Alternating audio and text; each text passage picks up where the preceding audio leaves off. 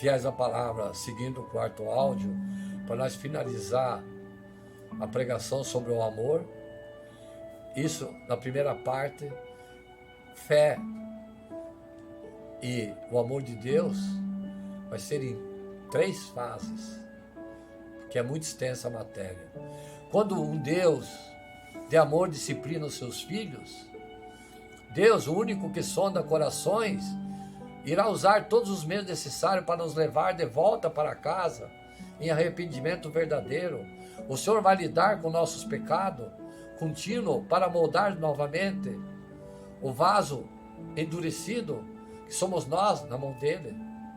O resultado dessa disciplina é uma fé mais forte e um relacionamento renovado com Deus. A disciplina do Senhor é para o nosso bem, para que Ele seja glorificado com nossas vidas. O candeeiro removido demonstra inoperância da igreja. Ele deixou de ser diligente em suas obras para viver apenas de ser chamado a igreja de Deus. E assim como todos os castiçais do templo com 7 braços iluminaram o templo para o serviço, a igreja de Deus deve iluminar os outros ao seu redor com a luz que se chama Jesus. Filho meu, não rejeitei a disciplina do Senhor, não te enfades a sua repreensão, porque o Senhor repreende a quem ama, assim como o pai ao filho a quem quer. Provérbios capítulo 3, verso 11 e 12. Meus irmãos, sintam-se felizes quando passarem por todo tipo de aflições, pois vocês sabem que quando a sua fé vence essas provações, ela produz perseverança. Que essa perseverança seja perfeita, a fim de que todos vocês sejam maduros e corretos, não falhando em nada. Mas se alguém tem falta de sabedoria, peça a Deus, e Ele dará, porque é generoso e dá com bondade a todos seus filhos. Porém, peço com fé, e não duvide de modo algum, pois quem duvida é como as ondas do mar, que o vento leva de um lado para outro. Quem é assim, não pense que vai receber alguma coisa do Senhor, pois não tem firmeza e nunca sabe o que deve fazer. Tiago capítulo 1, verso 2 e 8. Eu, o Senhor, examino o pensamento e ponho à prova os corações. Eu trato de cada pessoa conforme a sua maneira de viver, de acordo com o que ela faz, jus. Jeremias capítulo 17, verso 10.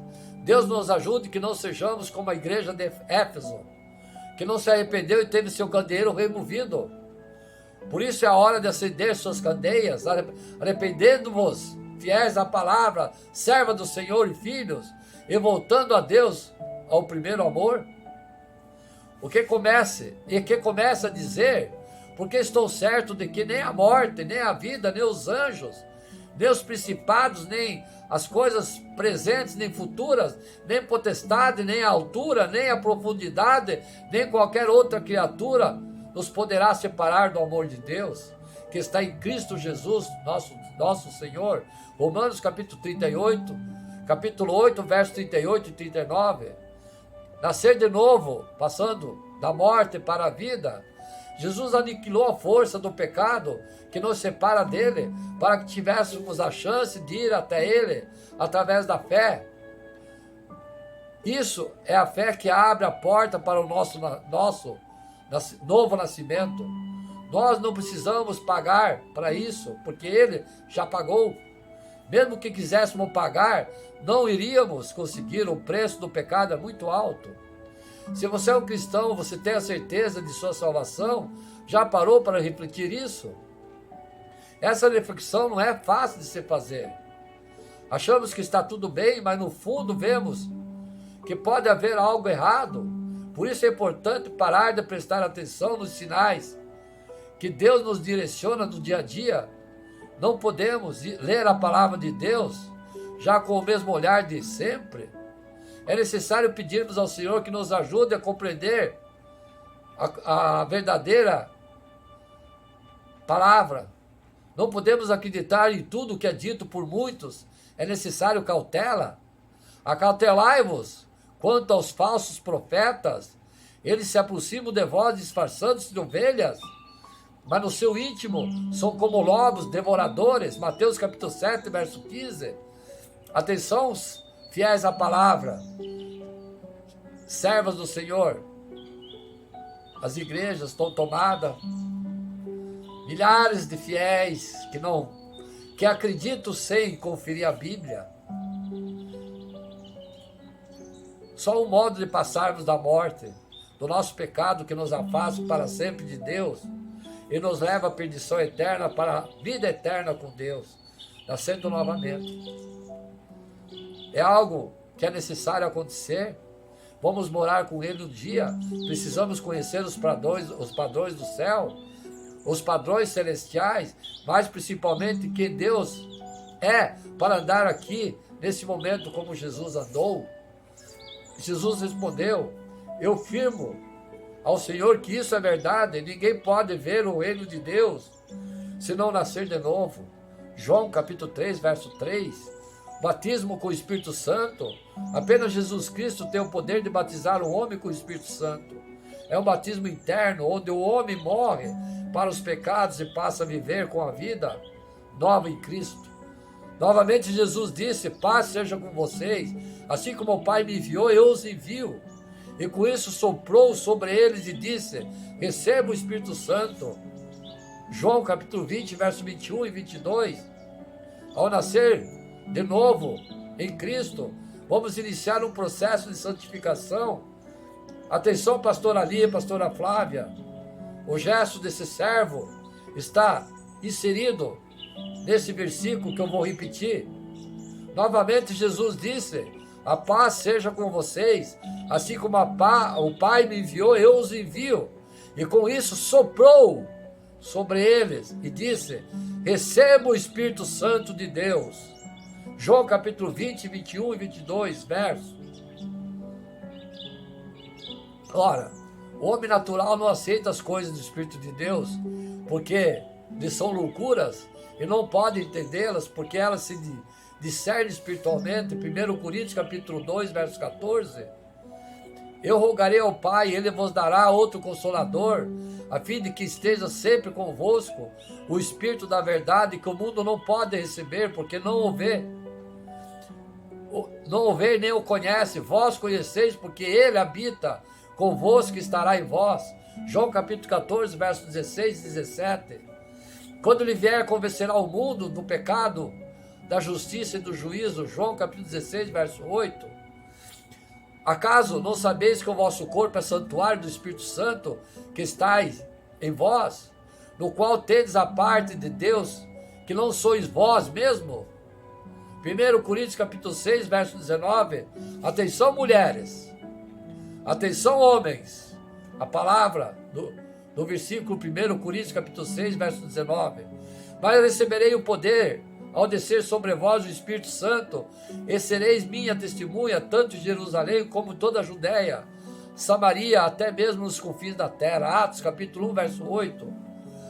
Também o Espírito semelhante nos assiste em nossa fraqueza, porque não sabemos orar como convém, mas o Espírito intercede por nós de sobremaneira com gemidos inexpressíveis. Romanos capítulo 8, verso 21. Batismos nas águas. Ao receber Jesus Cristo como Salvador pessoal, verdadeiramente conversão genuína, estamos aptos ao batismo externo, onde o homem se arrependeu dos seus pecados e agora publicamente deseja afirmar o seu compromisso com Deus. Esse batismo é realizado por um pastor, um padre, um servo do Senhor. Onde está a igreja que você participa, no qual o batismo é feito por imersão nas águas, onde o Pai, o Filho e o Espírito Santo é realizado. Eu os batizo com a água para o arrependimento, mas depois vem alguém mais poderoso do que eu, tanto não sou digno nem de lavar suas sandálias. Ele os batizará com o Espírito Santo e com fogo. Ele traz a pá em sua mão e limpará a sua eira, juntando seu trigo no celeiro, mas queimará a palha com fogo que nunca se apaga. Mateus capítulo 3, verso 11 e 12. O Espírito Santo constantemente está chamando o perdido a pecar, ou não salvo, para ser lavado por Cristo e ter uma vida nova em Cristo. Ele nos salvou porque teve compaixão de nós, e não porque nós tivéssemos feito alguma coisa boa. Ele nos salvou porque, por meio do Espírito Santo de Deus, que nos lavou, fazendo com que nascêssemos de novo e dando-nos a nova vida. Tito, capítulo 3, verso 5. O Espírito Santo mostrará a palavra de Deus ao perdido de alguma forma, através de um discípulo verdadeiro de Cristo. Marcos, capítulo 16, verso 15. Através de religiosos teimosos, que Deus está tratando. Jonas, capítulo 1, verso 1 e 3. Através de jumentas. Números, capítulo 22 e 28. Pedras, Lucas, capítulo 19, verso 40. Ou se apresentando aos perdidos de alguma forma. João, capítulo 20, verso 27 e 29. Pois vocês, pela viva e eterna palavra de Deus, nascem de novo como filhos do Pai, que é imortal e não pais mortais. 1 Pedro, capítulo 1, verso 23. Recebimento do poder do Espírito Santo para anunciar as boas novas, palavra de Deus. Depois de orarem, tremeu o lugar em que estavam reunidos, todos ficamos cheios do Espírito Santo e anunciavam corajosamente a palavra de Deus. Atos dos discípulos, dos apóstolos, capítulo 4, verso 31. Como temos recebido a palavra de Deus? Há uma canção que diz assim: toda palavra é uma semente jogada no chão do coração. Cabe ao cristão, com muito amor, cuidar dessa planta, que os frutos virão. A palavra que trazem, a mensagem de alguém que se deu por nós, que às vezes nos fazem tremer por não querermos viver a palavra bem escondida e preparada com amor. Enfim, nos falam a vida que é o próprio Senhor. Como temos recebido a palavra que vem de Deus para nossas vidas, fiéis e servas do Senhor? Como está o solo hoje? Lucas capítulo 8, o semeador, quem planta, a semente, mensagem de Deus, os solos, corações de todo aquilo que ouve. Cai à beira do caminho, ouve mais. O diabo chega e tira a mensagem do coração delas, para que não creiam e não sejam salvas. Cai no meio dos espinhos, ouve mais as preocupações, as riquezas, os prazeres dessa vida aumentam e sufocam essas pessoas. Por isso, os frutos, elas produzem, nunca amadurecem. Cai onde há muitas pedras, onde recebe muita alegria, mas elas não têm raízes, e por isso não creem, somente por algum tempo, e quando chega a tentação, abandonam tudo. Cai em terra boa, ouve e guarda a mensagem do coração, bem obediente, e porque são fiéis e produzem frutos. O que pode impedir nascer novamente? Arrogância, a vaidade, orgulho. Assim destruímos as ideias falsas, nossas arrogâncias. A arrogância, no sentido de querer ser maior do que os outros, ter poder, foi o que Satanás plantou no coração e na mente de Eva, seduzindo-a no jardim. Disse a serpente à mulher: certamente não morrerão. Deus sabe que no dia que dele comerem, seus olhos se abrirão e vocês, como Deus, serão conhecedores do bem e do mal. Quando a mulher viu que a árvore parecia agradável ao paladar, era atraente aos olhos e além disso desejável para dela se obter discernimento, tomou o seu fruto, comeu e deu ao seu marido, que o comeu também. Gênesis capítulo 3, verso 4 e 6. Veja que a proposta de Satanás a Eva foi comer o fruto para ser como Deus, discernindo o bem e o mal. Cresceu então em Eva um desejo de ter poder, alcançar o entendimento que Deus tem. Uma vez que ela comesse o fruto, estaria expressando e não queria mais que Deus fosse seu absoluto Senhor, mas querendo ser como Ele. Isso absolutamente nos impede de ir até Deus.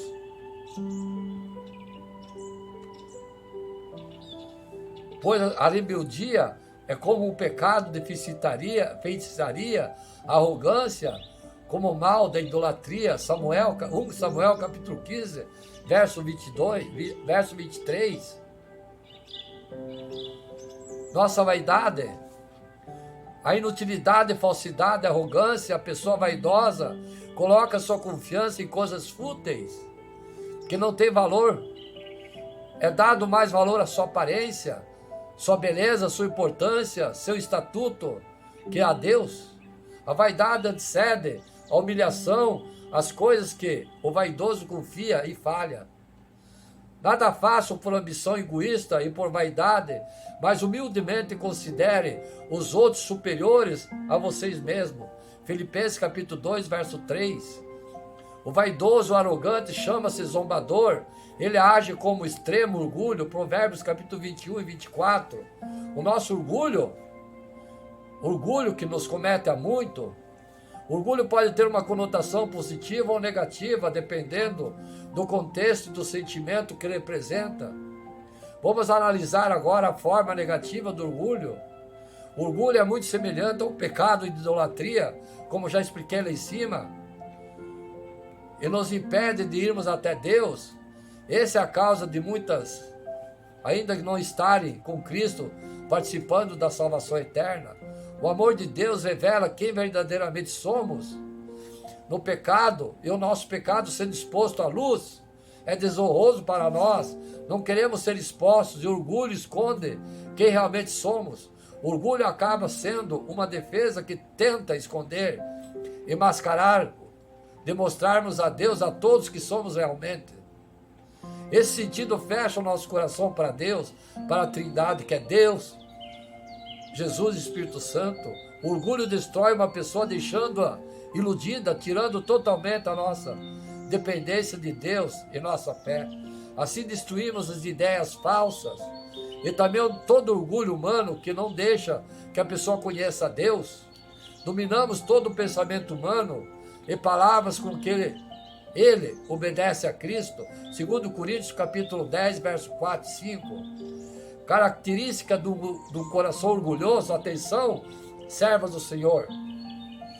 Exalta a si mesmo com frequência, tem uma imagem elevada de si mesmo, mostra sua prioridade excessiva, tem independência espiritual, como os fariseus, quer ser o tal, o cara.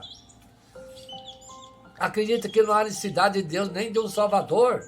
Usa a palavra em pessoas de seu próprio interesse.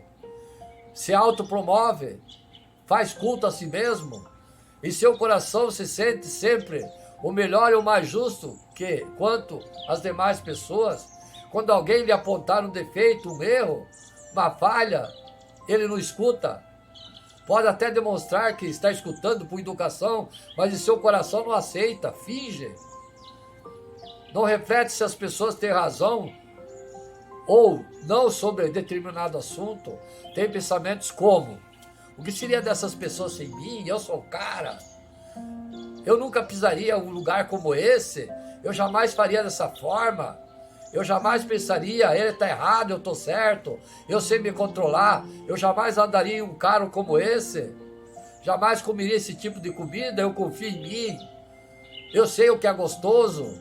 Ou coisa semelhante a essas. Sente sempre a necessidade de estar em nível mais elevado que os outros, ser sempre mais importante, aonde ele estiver, sendo mais justo, mais santo, mais piedoso, mais importante, mais generoso, mais rico, possui as melhores coisas, enfim, é o cara. O melhor carro, considerando nisso ser o melhor que os outros, mais inteligente, tudo sabe, mostrando em seu coração e atitudes ou palavras que os demais são de classes inferiores, ou melhor, perante ele, são burros. Ao contrário desse item, acima também é caracterizado o orgulho, sente-se a necessidade de estar em nível inferior, de tal forma que se orgulha e faz questão de não sair dessas situações e tais problemas em que se encontra, sendo levado a ser vítima. A culpa sempre é dos outros. Mas por que Deus resiste a tanto orgulhoso? Porque Ele mesmo, através de seu Filho, esteve aqui na terra, esvaziando-se de si, deixando toda a sua glória e se humilhando desde a barriga da sua mãe, seu nascimento, como viveu até a sua morte. Ele nos mostrou que somente na glória, com corpos glorificados, seremos exaltados. Aqui aprendemos a ter a essência de Deus, a humildade de Deus, o amor de Deus.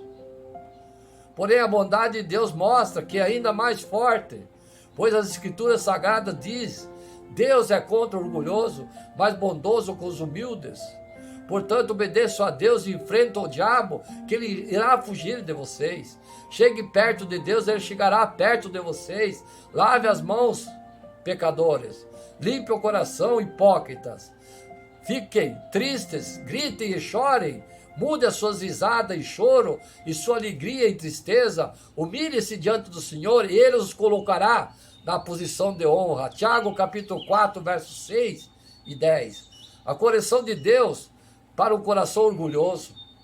Muitos não querem atenção, servos do Senhor.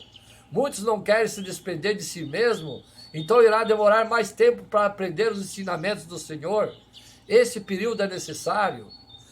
Achamos que o coração não é moldável. Estamos enganados. Ele pode ser sim moldado, mas somente por Deus. Não conseguimos fazer isso por nós mesmos, porque não conhecemos o fundo do nosso coração, não conhecemos o que somos capazes de fazer.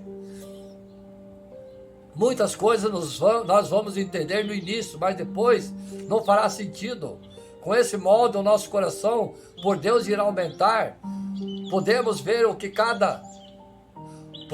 que nada, nem de ninguém poderá nos completar e nos amar como Ele. Veremos que nada, nem ninguém poderá dar felicidade completa, mas somente Ele é o melhor. Ele concede a graças humildes aos que deixam ser moldados por Ele. E te lembrará a todo o caminho pelo qual o Senhor teu Deus tem conduzido durante 40 anos no deserto, a fim de te humilhar, te provar, para saber que estava no teu coração, se guardarias ou não os seus mandamentos. Deuteronômio capítulo 8, verso 2. Não endureça o coração, como na rebelião, durante o tempo de provação no deserto, onde os seus antepassados me tentarem, pondo-me à prova, apesar de durante 40 anos terem visto o que eu fiz. Hebreus capítulo 3, verso 8 e 9. No que devo me orgulhar? Se devo orgulhar-me, que seja nas coisas que mostram a minha fraqueza, segundo Coríntios capítulo 11, verso 30. Se alguém quiser se orgulhar, que se orgulhe de me conhecer e me entender, porque eu, o Senhor, sou Deus de amor e faço o que é justo, direito no mundo. Essas são as coisas que me agradam. Eu, o Senhor, estou falando. Jeremias capítulo 9, verso 24. Como diz as Escrituras Sagradas, quem quiser se orgulhar, que se orgulhe daquilo que o Senhor faz. Segundo Coríntios capítulo 10, verso 17. Pois como disse antes, vocês são tão amados por nós que estamos sempre juntos, tanto para morrer, para viver. Tenho muita confiança em vocês e me orgulho de vocês. No meio de todas as aflições, eu continuo animado e cheio de alegria, mesmo depois de termos chegado à província de Macedônia, não descansando nada. Em todos os lugares houve problemas, lutas com os de fora, o medo, o nosso coração. Porém, Deus, que anima os desanimados, nos animou com a chegada de Tito. Segundo Coríntios capítulo 7, verso 36, verso 3 e 6. A solução? Sim. Um cristão genuíno também pode sofrer com esses pecados. A diferença estará no tratamento que Deus dá a um salvo, que segue a Cristo verdadeiramente. É uma pessoa que ainda não se decidiu verdadeiramente por Cristo, não nasceu de novo. Para que o orgulho seja sarado e quebrado, pode levar algum tempo. Pode ser rápido ou bem lento. De qualquer forma, deixa-se ser moldado por Deus, entregando todo o seu ser a Ele. Você vai aprender a amar e interceder pela vida de quem te odeia e te faz mal, a perdoar o que seria imperdoável. Vai aprender muito com Ele. Ele não vai somente tirar do Egito, mas irá tirar o Egito dentro de você. Deixa Deus transformar. Romanos capítulo 12, verso 2, Ele vai começar a nos purificar. irá nos esvaziar de nós mesmos para nos encher dele. Isso vai doer muito por causa do nosso orgulho. Seremos humilhados, traídos, sozinhos, sentiremos perdidos e confusos e algumas vezes, mas, sabe, valerá a pena. Não fique triste por ter o seu orgulho, porque todos nós temos. Porque é o pecado original que expulsou Satanás da presença de Deus. O orgulho é a origem para todos e os outros pecados, incluindo de não amar a Deus e ama de forma incondicional. A diferença é quando admitimos ter esse orgulho, corremos a Deus para sermos sarados por Ele. É difícil entendermos, compreendermos que a humildade irá preceder a honra, que humilhados e será exaltado. Isso não ocorrerá aqui na terra. Está preparado por Deus. Podemos até ter algumas vezes alguns elogios aqui na terra por algo, mas nada disso se compara ao que Deus tem preparado por nós na nova eterna morada. Que Deus destrua o nosso orgulho e ficamos livres de tamanha transgressão contra Deus. Os vales serão profundos, mas serão necessários. Aquele que diz que está nele também deve andar como ele andou. 1 João capítulo 2, verso 6. Portanto, todos nós, com o rosto descoberto, refletimos a honra que vem do Senhor. Essa glória vai ficando cada vez mais brilhante e vai nos tornando cada vez mais parecido com o Senhor, que é Espírito. 2 Coríntios capítulo 3, verso 18. O Deus que ama e que fala, pois a palavra de Deus é viva e poderosa e corta mais do que qualquer espada afiada dos dois lados. Ela vai até o lugar mais profundo da alma e do espírito, vai até o íntimo das pessoas e julga os desejos e pensamentos do coração delas. Hebreus capítulo 4, verso 12. Estamos diretamente na presença do autor quando estamos em contato com a Bíblia, a palavra de Deus, ao pedirmos ajuda do Pai, em oração, buscando fervorosamente ao Senhor Jesus e ao Espírito Santo para compreendermos a palavra e a vivermos, colocando em prática as nossas vidas. Ele vem. É o alimento, é a luz, mostra quem Deus é, mostra que somos, mostra cada caminho que devemos percorrer, mostra cada decisão que necessitamos tomar, mostra a consequência de decisões impensadas, quedas, pecados, nossa nova morada, nela há todo tipo de instruções necessárias para vivermos. Vemos a necessidade de confiar, esperar, aguardar e muito mais do que eu falo aqui. Cuidado com o que parece ser bom, repito, cuidado com o que parece ser bom. Satanás odeia tudo que se relaciona a Deus. Ele é contra Deus. Em todas as coisas, há situações que passam despercebido, mas ele está atuando. Ele tem espalhado a palavra de Deus de forma distorcida, sim. Assim como o Éden dentro do paraíso, ele está fazendo dentro das igrejas, levando engano por trás das aparências falsas do bem. Está dividindo pessoas por essa mesma falsa aparência. Atenção, servas do Senhor. Atenção, fiéis à palavra. Vejamos algumas instruções, cuidados para nós. Meu filho, se os maus tentarem seduzi-lo, não ceda. Vigie, ore, para que não caia em tentação. O espírito está pronto, mas a carne é fraca. Porque estão dormindo, perguntou-lhes, levante-se, ore, para que vocês não caiam em tentação. Alguém vai dizer, eu posso fazer tudo o que eu quero. Pode sim, mas nem tudo é bom para você. Eu poderia dizer, posso fazer qualquer coisa, mas não vou deixar que nada me escravize. Portanto, submetam-se a Deus, resistam ao diabo, e ele fugirá de vocês. Afaste de toda forma do mal. Fuja dos desejos malignos da juventude e siga a justiça, a fé, o amor e a paz com aqueles que, de coração puro, invocam o Senhor. Porque tendo em vista o que ele mesmo sofreu, quando tentado, ele é capaz de socorrer aqueles que também estão sendo atentados. Deus fala poderosamente, extraordinariamente, por meio de revelações, visões e sonho. Atenção, fiéis à palavra, servas do Senhor. A palavra de Deus é completa. Nela diz a respeito de algumas formas excepcionais que Deus fala conosco nos dias de hoje.